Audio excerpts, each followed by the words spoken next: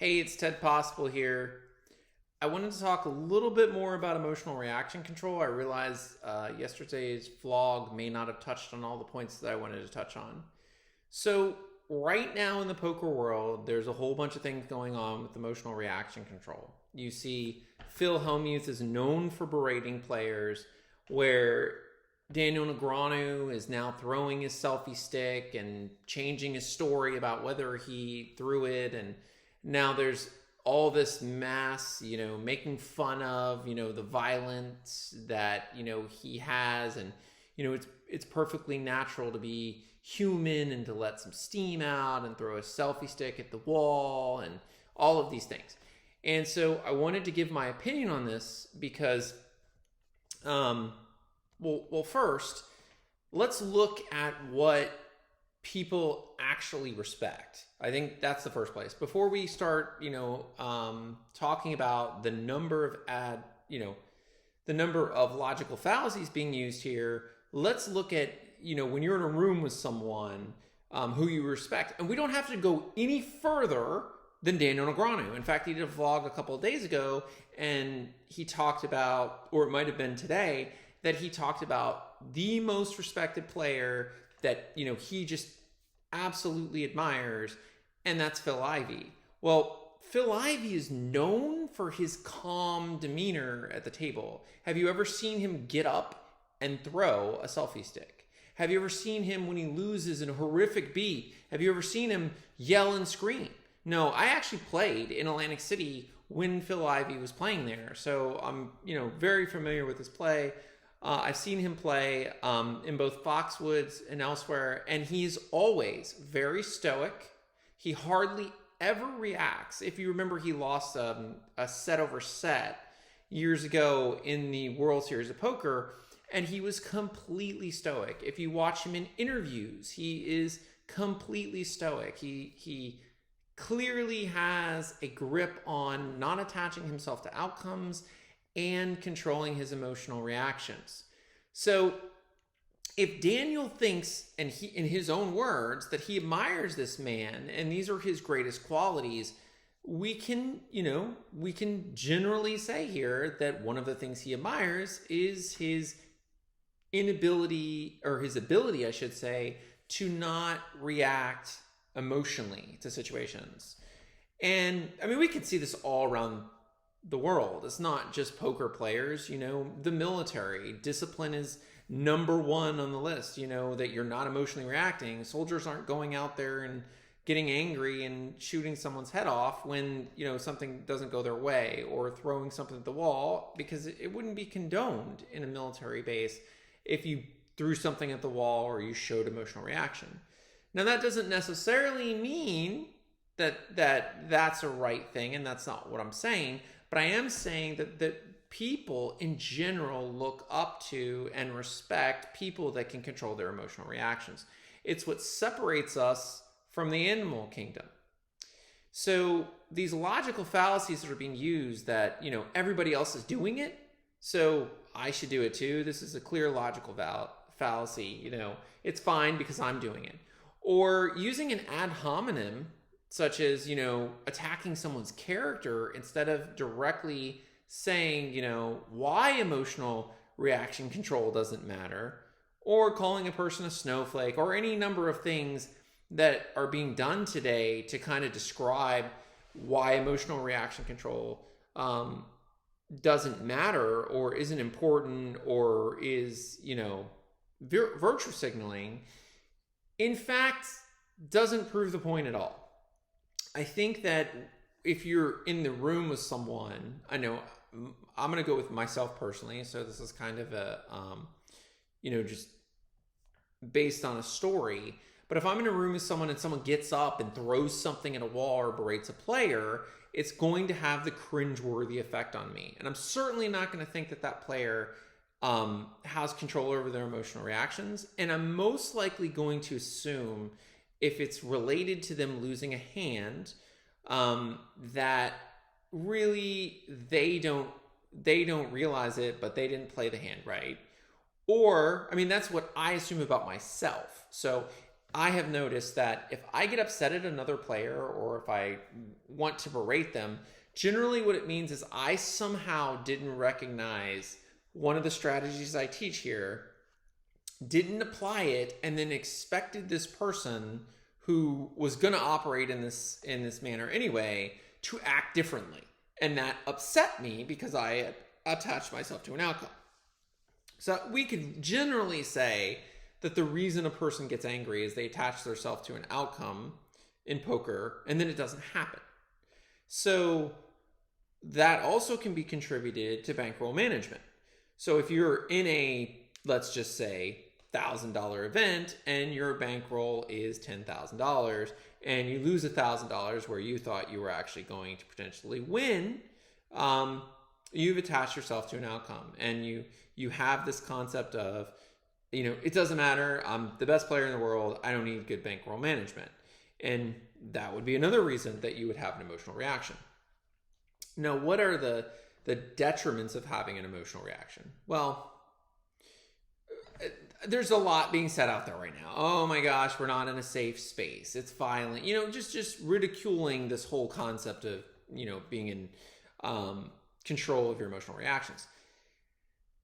I think the number one problem is yourself.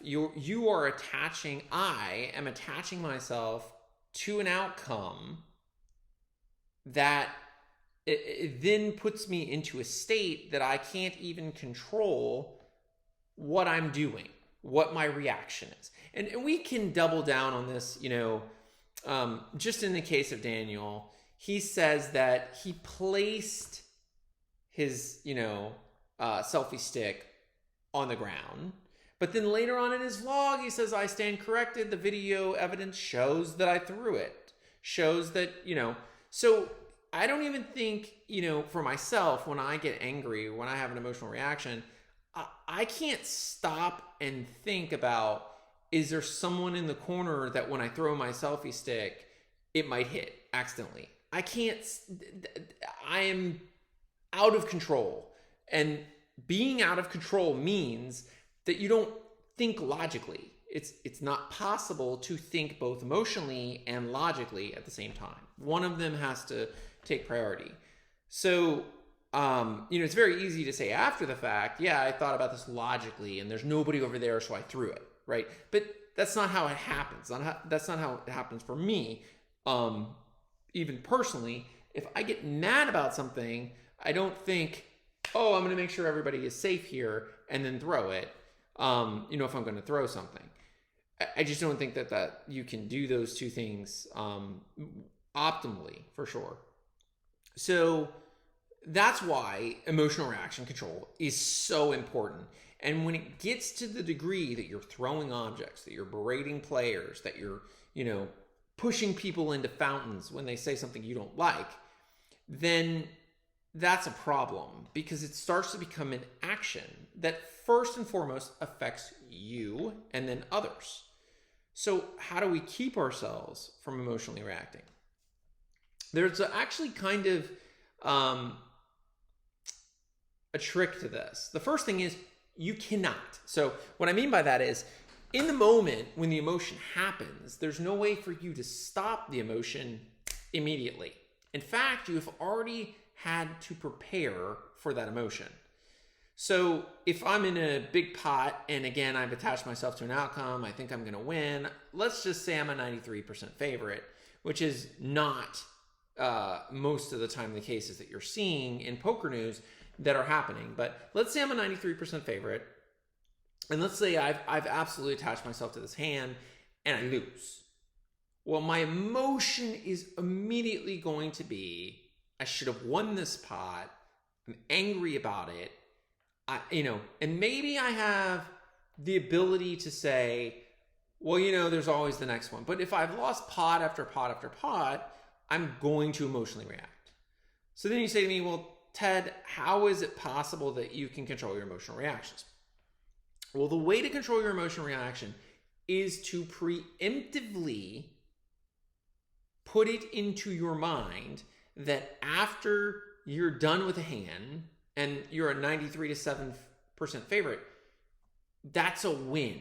no matter where the pot goes. And then you let it go. And you train your brain ahead of time doing this. Well, how do we do that? You go to like a bot site, and you lose 93 sevens over and over and over again, or, whatever. You get yourself into a 93-7 situation. Now, I didn't actually use bot sites this time. I played a lot of Delaware Park and other casinos, and I ran very bad. I lost a lot of 93 sevens, a lot of really bad beats. My friend Jason can attest to this, and many people who've seen me play. So after you do that over and over and over again, and you've taught your brain now, okay, when I get it in here and I'm a 93% favorite, the hand's over, whatever happens, happens. After you have taught your brain, you are actually teaching, your neural pathways to, when you think about a hand now at this level, you're saying, okay, I'm a 93% 7 favorite. I did everything I could, hands over, and I accept the outcome each way. And this is something you have to do over and over again and prepare for it. And it's just like, going to the gym. It takes time to build this muscle. And after a while, you will get very good at it. And you will be able to, actually be okay with it. I mean, the best hand I've ever seen is I was playing a tournament in Chester, Pennsylvania at Harris. It was a big money tournament. And I saw a gentleman in a wheelchair. He had... I think he was very high up in chips, and he was up against another opponent. It was for a lot of money. And I just remember that they got it all in on a 5-5-6 flop. I remember it distinctly. They got it all in, and they flipped over the hands, and this gentleman flipped over pocket fives for quad fives. And this was a tournament. So this gentleman over here flips over pocket sixes. And they burn and turn the turn. It's a 6. The river is, inconsequential. The gentleman who makes quad sixes cannot control his emotions. He's jumping, yelling, everything. Now, the interesting thing, I was watching the gentleman who had pocket fives, the man who is in a wheelchair, who's obviously dealt with a lot of adversity and, been well prepped in this. He was the most humble guy. He said, thank you, for the opportunity to play. And so I went up to him afterwards and I said, dude, how did you do that? He's like, when I put it in, I had the best hand, and that was the end of it for me. Whatever happened after that, I didn't care. And, I did the best I could. And that's true of, life in general. And I think he was referring to the fact that he was in a wheelchair.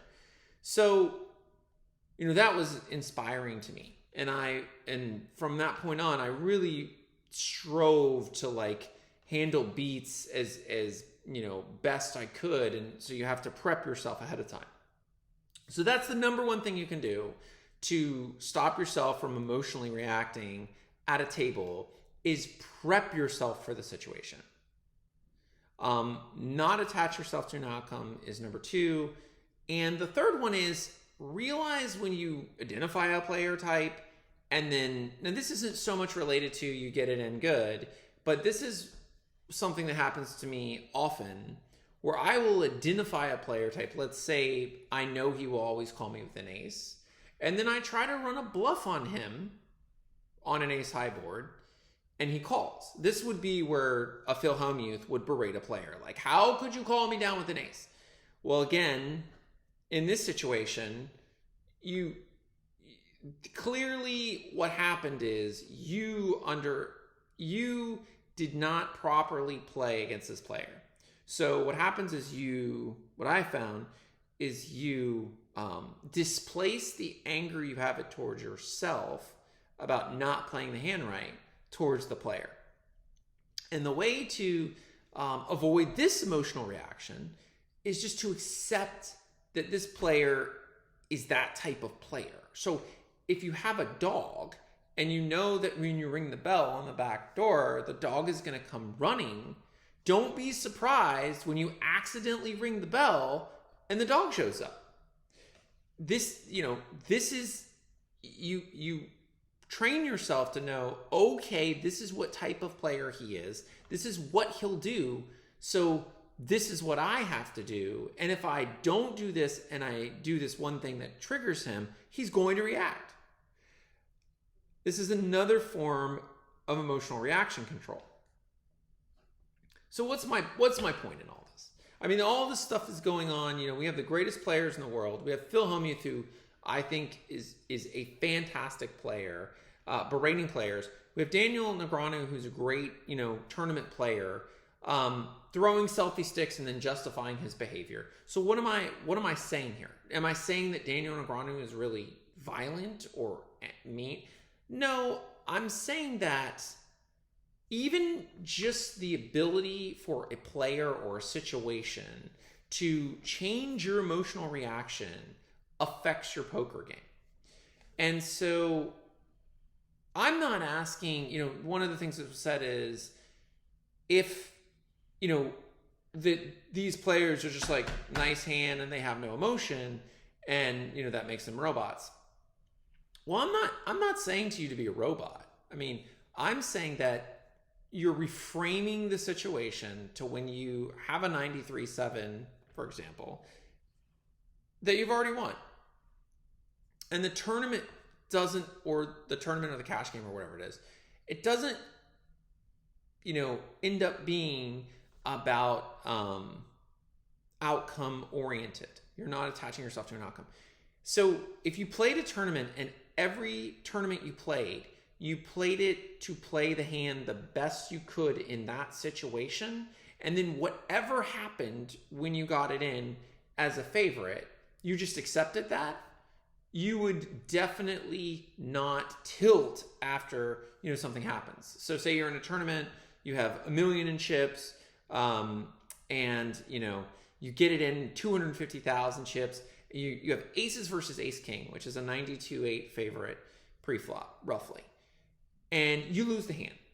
Well, a person who knows how to actually not attach themselves to outcome and, not expect to win, not feel entitled to win that pot, will be able to say, okay, I lost 250,000 because 8% of the time I'm going to lose. And then go on and continue to play the hands as perfectly as possible. Now, will that person always win? No, because there's a luck factor in poker. But what they will always continue to do is improve their play. However, the same person, and I'm talking about myself here anecdotally, will, definitely be hindered by attaching themselves to an outcome. So if I'm in the tournament, I have 250,000, I get it in, I'm a 92 favorite, I should win 92% of the time, I lose, I feel entitled, emotionally react, those emotions are not just going to go away. They're either going to be centered towards the player as I got to go get him, or, and there's different forms of tilt. So it could be, I got to go get him. I'm so angry, I'm going to play hard at him. Or it could be, I'm scared to get it in there with a 92-8, so I'm going to play tighter.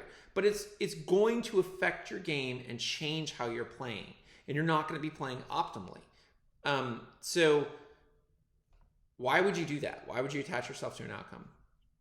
I mean, obviously we want to play optimally. And then what ends up happening often in cash games is you lose this, this big pot, and then over the next 2, 3, 4 hands, you lose your entire stack. And it's because you're so angry, you're seething, you want to get that person back. Or you didn't play your pots right because you were scared to get in them. And this is what, outcome attachment does. It elicits an emotional reaction that then changes the way you play. And we see this even in the pros. I mean, so this is something that I'm advocating strongly for, which is emotional reaction for that purpose and emotional reaction control. And I just wanted to clear that up. I wanted to make that clearer than the video I had last night where, I didn't really cover all those bases. So what can you do about this? What can you do about this immediately? Well, just to recap, I would start with number one, teaching yourself to go through these types of hands where you're a 93% favorite. And you can do that very quickly with bots online or, or whatever, training sites. And just teach yourself that, okay, here I am. I'm a huge favorite. I got it in good. I accept this. Don't care about the outcome. And then let it go. And then do it over and over and over and over again. And then your brain will automatically do it when in that situation. Number two, don't expect someone, that you have already put on a player type. You've determined their betting strategies. They're an ace master. They never fold an ace, or they're a pair master. They never fold a pair. Don't expect them to do it. And then when they don't do it, accept that that's who they are. So again, that's more preparation, and it's also realizing that, you really shouldn't be bluffing an ace master or a pair master. So that's it on emotional reaction control. I know that this is going on for, in the media right now. It's a big deal. I'm actually really disappointed with how the media is addressing it. They're addressing it for the salacious benefit of it and not for the benefit of the poker community. But that's okay, to each his own. Again, I'm not going to attach myself to that outcome. Instead, what I am going to do is I am going to continue to focus on emotional reaction control and continue to identify players and allow them to be who they are.